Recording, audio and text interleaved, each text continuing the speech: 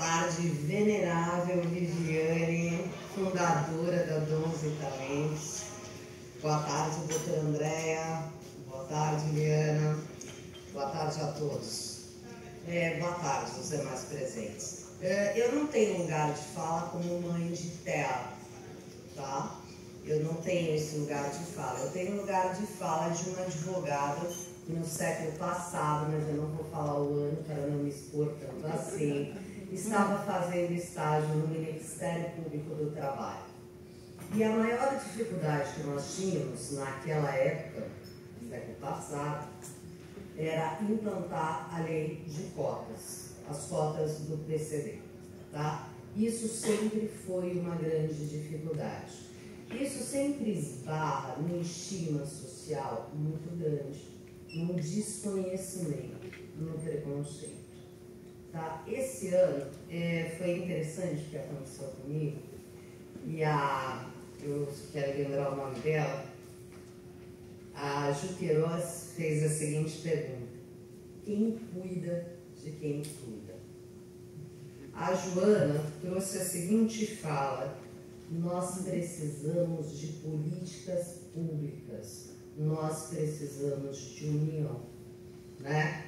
E o Oliver, que está sentado aqui ao meu lado, ele é um PA, e eu falei para ele: você tem nível 1, né, de suporte. E ele me disse assim: imagina, Mônica, eu tenho nível 2 e olha lá, às vezes eu tenho nível 3. E o que me dói mais ouvir, olha que interessante, você é muito inteligente para ser autista. Essa frase, ela traz uma perversidade social enorme. Como eu digo, eu desconsidero uma pessoa pela sua atitude, né? Como eu vou enquadrar esse adolescente no mercado de trabalho? A primeira vez que eu falei com a venerável Viviane, a impressão que me trouxe naquela época foi uma impressão muito minha. Eu tenho uma filha que está presente hoje aqui, ela tem 12 anos, e quando ela nasceu, ela recebeu um diagnóstico de um tipo de alergia muito rara, em que ela podia morrer. E naquele momento, eu como mãe, pensei: como é que eu vou cuidar dessa criança, né? E aí chamei vários médicos, graças a Deus eu tinha acesso a um bom plano de saúde, tive acesso aos melhores gastos pediatras, minha filha foi operada por um dos melhores cirurgiões da América Latina, e aí eu descobri que eles também não sabiam. E eles falavam: vamos estudar junto, mãe, né? E quando eu cheguei para a Viviane, eu falei assim: qual a sua pretensão? Aonde você quer chegar? E ela me disse o seguinte: e se eu morrer? Com quem vão ficar essas crianças?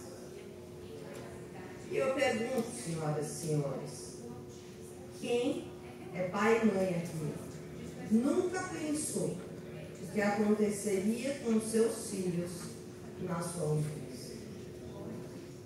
Quem nunca fez essa reflexão? Todos nós alunos. Será que o LOAS de fato ajuda essas mães? Será que ter uma educação como garantia ajuda essas mães? Aonde é que está a briga entre eu ter uma legislação e essa legislação, e eu estou falando isso dentro dessa casa hoje, produzir a sua eficiência e a sua eficácia no ponto máximo? Onde é que está essa situação? Onde nós brasileiros nunca brigamos para que a legislação se fizesse cumprir. Hoje a OAB, e já é a 4ª edição, a OAB de Santo Amaro, tem uma cartilha de direitos das pessoas com autismo. É engraçado, quando foi a Viviane que me trouxe essa cartilha, e quando eu comecei a ler, essa cartilha não é uma cartilha só para autistas, é uma cartilha para todos nós brasileiros. que vai falar sobre direito à saúde, direito à segurança, direito ao acesso gratuito à medicação com farmácias de alto custo, vai falar sobre o direito à educação, o que acontece em casos de negativa de matrícula, atendimento educacional especializado, currículo adaptado, acompanhamento especializado, tudo o que qualquer pessoa que tem algum problema de saúde precisa vai estar escrito aqui. Não é só para terra. Tá? O que o Oliver me trouxe? Mônica, quando eu sou abandonado pelo Estado, eu tenho uma ideação suicida. O que ele está me falando? Que quando o Estado é omisso, eu me sinto inútil. Senhoras e senhores, os senhores já se sentiram inúteis alguma vez na vida de vocês? E como é isso? Isso é uma das maiores maldades que você pode fazer com o ser humano. Quando uma mãe tem um filho com TEA, ela é muito útil, porque ela está cuidando do filho dela e de toda uma sociedade. Na hora que eu não olho para quem cuida de quem cuida, eu sou omisso e eu provoco a ideação suicida. Na hora que eu não cuido de quem precisa de mim, eu sou omissa e eu provoco a ideação suicida. Você induzir alguém a cometer suicídio é crime, previsto no Código Penal. O que eu quero trazer aqui? 90% dos autistas hoje no Brasil estão desempregados. A lei de cotas, como eu não queria falar, mas eu vou ter que falar no ano dela, infelizmente, ela vem desde 98, ok? No Ministério Público do Trabalho, nós temos uma grande dificuldade em implementar essa lei. E nós temos que chamar empresas, sentar numa mesa redonda e fazer um termo de ajuste de conduta. Significa isso. Se nós tínhamos, por exemplo, uma empresa, hoje mudou as regras, tá? Mas eu vou trazer as regras de hoje, não de antigamente. Se nós temos uma empresa com 100 funcionários e eu preciso de 2 funcionários ali, PCD. Se eu tenho 200 funcionários, vou aumentando. E o autista ganhou aí uma benesse em estar 10% do número dos funcionários. Mas como eu implanto a acessibilidade? Aí é a questão. Quando eu tenho um cadeirante, se eu colocar uma rampa, eu resolvo o problema. Quando eu tenho um deficiente visual, se eu colocar alguma coisa em braille, eu resolvo o problema. Ou senão eu coloco a folhinha. Quando eu tenho deficientes auditivos, eu tenho as libras e eu consigo solucionar. Agora, quando eu tenho um transtorno do neurodesenvolvimento, em que se apresenta em várias subjetividades, em que eu preciso de um suporte para muitos deles, eu convivi com esses meninos, observei um a um. Eles têm habilidades, dons que nós não temos. Eu não tenho hiperfoco. Vocês têm?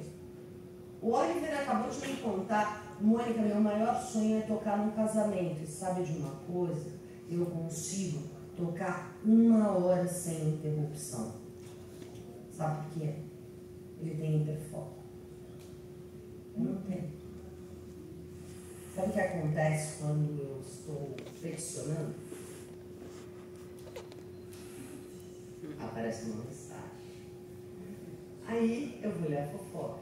Da fofoca eu vou tomar um café. E do café eu vou fumar um cigarrinho ali fora. Passou 1 hora.